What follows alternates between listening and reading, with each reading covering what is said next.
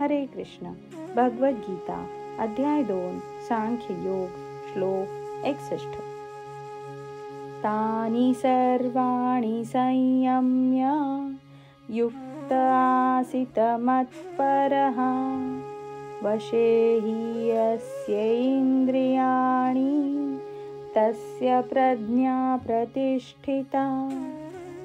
तानि ती इंद्रिये सर्वाणि सर्व संयम्य संयमित करून युक्त झालेला आसीत स्थिर असावे मत्परः माझ्याशी संबंधित वशे पूर्णपणे वश करून ही निश्चितपणे यस्य ज्याची इंद्रियाणी इंद्रिये तस्य त्याची प्रज्ञा चेतना भावना प्रतिष्ठिता दृढपणे स्थिर होते.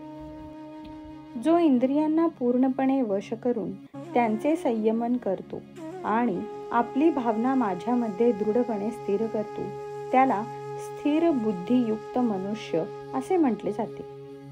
तात्पर्य: योग सिद्धीचे परिपूर्णत्व म्हणजेच कृष्ण भावना याचे या श्लोकात स्पष्टपणे वर्णन करण्यात आले आहे. मनुष्य कृष्ण भावना भावित होत नाही तोपर्यंत तो इंद्रियांना संयमित करू शकत नाही.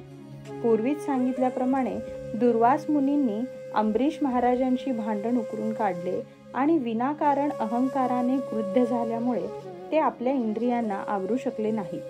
या उलट राजा अंबरीश दुर्वासांच्या इतके श्रेष्ठ योगी नव्हते, पण ते भगवत भक्त होते.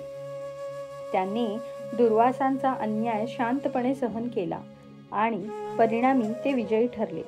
अंबरीश महाराज आपली इंद्रिये संयमित करू शकले कारण श्रीमद भागवतात सांगितल्याप्रमाणे त्यांच्याकडे पुढील गुण होते. अंबरीश महाराजांनी आपले मन भगवान श्रीकृष्णांच्या चरणकमलांची स्थिर केले. वाचा भगवत धामाचे वर्णन करण्यात रत केली. हातांनी भगवंतांच्या मंदिराचे मार्जन केले. कानांनी भगवत लीलांचे श्रवण केले. नेत्रांनी भगवंतांचे रूप पाहिले. आपल्या शरीराने भगवत भक्तांच्या शरीराला स्पर्श केला. नासिकेद्वारे भगवंत चरणांवर अर्पिलेल्या फुलांचा सुवास घेतला. जिव्हेने भगवंतांना अर्पिलेल्या तुळशीपत्राचा रस घेतला. पायाने भगवंतांचे मंदिर असलेल्या तीर्थस्थळांचा प्रवास केला. मस्तकाने भगवंतांना दंडवत घातला आणि भगवंतांच्या इच्छा पूर्ण करण्यातच आपली इच्छा अर्पण केली. या सर्व गुणांमुळे ते भगवंतांचा मतपर भक्त होण्यास पात्र झाले. या संदर्भात मतपर हा शब्द अत्यंत महत्त्वपूर्ण आहे. मनुष्य कोणत्या प्रकारे मतपर होऊ शकतो हे अंबरीश महाराजांच्या जीवनावरून दर्शवण्यात आले आहे. मतपर परंपरेतील श्रेष्ठ विद्वान आणि महान आचार्य श्रील बलदेव विद्याभूषण सांगतात, भगवान श्रीकृष्णांच्या भक्तिपूर्ण सेवेच्या प्रभावानेच इंद्रियांचे पूर्णपणे संयमन करणे शक्य आहे. काही वेळा अग्नीचेही उदाहरण दिले जाते. ज्याप्रमाणे धगधगता अग्नी खोलीमधील सर्व गोष्टी जाळून टाकतो त्याप्रमाणे योग्याच्या हृदयामध्ये स्थित असणारे भगवान विष्णू सर्व प्रकारची अशुद्धता जाळून टाकतात. योग सूत्र सुद्धा शून्याचे नाही तर श्री विष्णूंचे ध्यान करण्यास सांगते.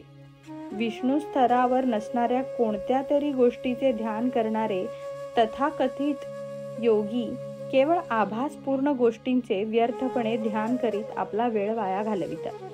आपण भगवंतांवर आसक्त होऊन कृष्ण भावना भावित झाले पाहिजे आणि वास्तविक योग मार्गाचा हाच अंतिम उद्देश आहे. हरे कृष्ण.